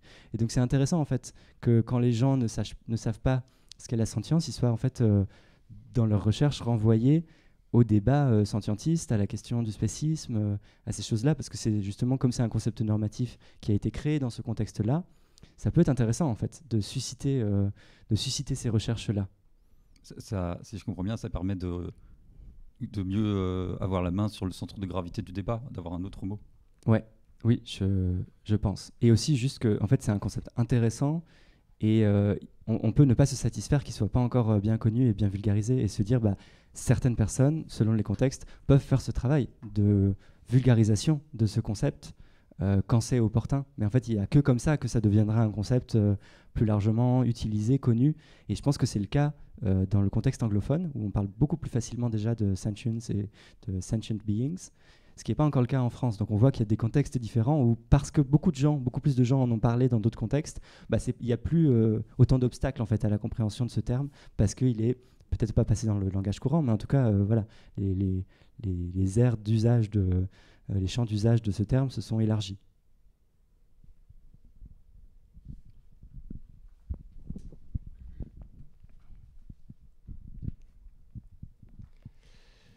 Désolé d'avance pour la question. Je voulais savoir en fait quelle légitimité accorde la sentience. Par exemple, la légitimité, un degré de vie ou de mort sur un insecte ou un animal, la consommation ou autre. Ouais. Ce que je perçois dans ta question, c'est est-ce qu'on peut faire des distinctions pertinentes au sein d'êtres sentients? C'est ça? Est-ce que la sentience, sachant si on sait qu'un être est sentient, comparé à une carotte, est-ce qu'on va se dire, bon, mais lui, il est sentient, je ne le consomme pas, une carotte, elle ne l'est pas, je la consomme. Par rapport au militantisme, par rapport à... Ce qui me vient, c'est que quand un individu est sentient, ça a deux conséquences. C'est que sa vie lui importe et sa douleur lui importe. Et c'est deux choses différentes qui donnent lieu à des arguments philosophiques différents. Et typiquement, je pense que c'est beaucoup plus facile d'argumenter que causer des souffrances à un être sentient est mal, sans bonne raison. Je pense que le débat sur la question de la mort et de la valeur de la vie potentielle quand on est sentient est plus difficile en philosophie. Il y a beaucoup moins de consensus et c'est plus difficile d'affirmer qu'il y aurait quelque chose d'intrinsèquement mal à tuer un individu s'il s'en rend pas compte. Et humain compris, hein, je veux dire, le débat intra-humain aussi est difficile sur cette question-là. Et on n'est pas...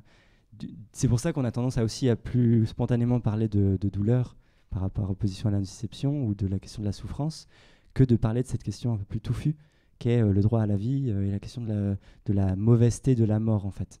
Moi, j'ai plutôt tendance à prendre là où il y a le plus de consensus sur le fait que c'est mal, c'est-à-dire juste prendre la souffrance.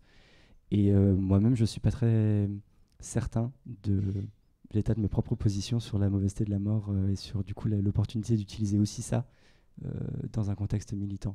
Je sais pas, est-ce que ça répond? À peu près. Ouais. Il y a un atelier d'ailleurs qui est programmé sur la question de la philosophie de la mort. C'est exactement ça que j'allais dire. Si la question vous intéresse, Lila et moi, on fait un atelier demain à 10h45 sur la mauvaiseté de la mort et pourquoi c'est un problème touffu en philosophie et pourquoi c'est intéressant pour les animalistes. Ouais, donc j'ai très hâte. Voilà, merci.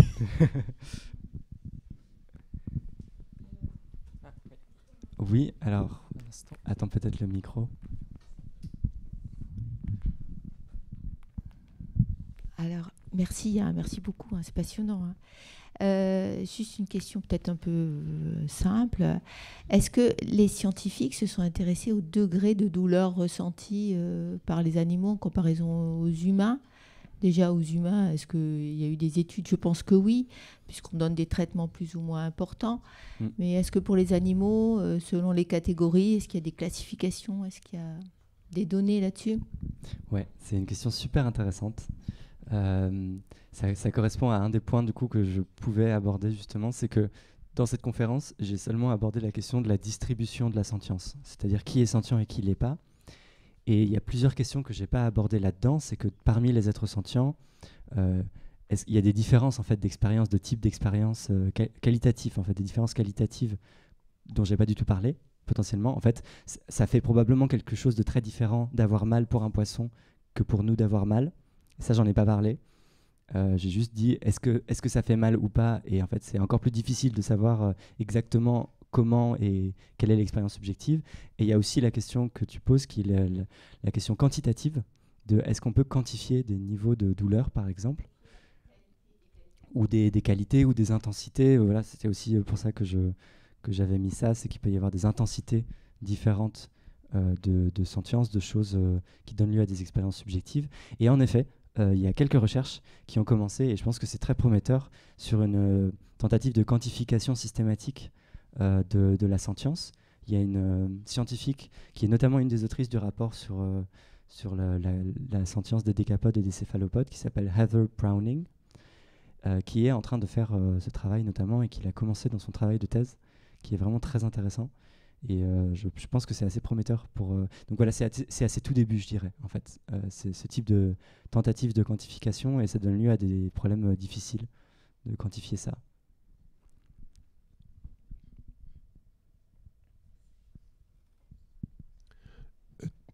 Tu écris peut-être la sentience est peut-être pas nécessaire pour avoir un statut moral. Tu penses à quoi comme exemple? Ouais, bah justement, c'est par rapport à ce que je disais tout à l'heure sur peut-être que l'agentivité, donc le fait d'avoir des préférences et de pouvoir les exprimer, peut-être de façon non consciente, enfin au sens de ça donne pas des expériences subjectives, donc non sentientes.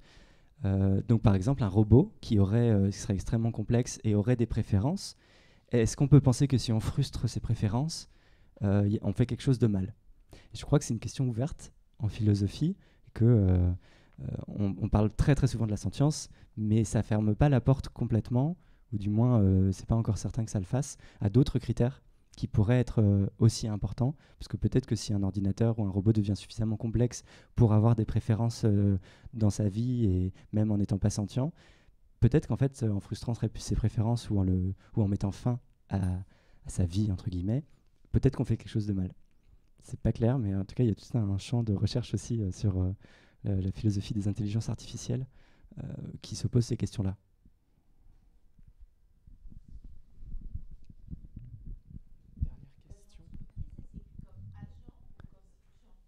Agentivité, ouais, comme agent. Je crois qu'il y a Sébastien qui voulait poser une question depuis un certain moment.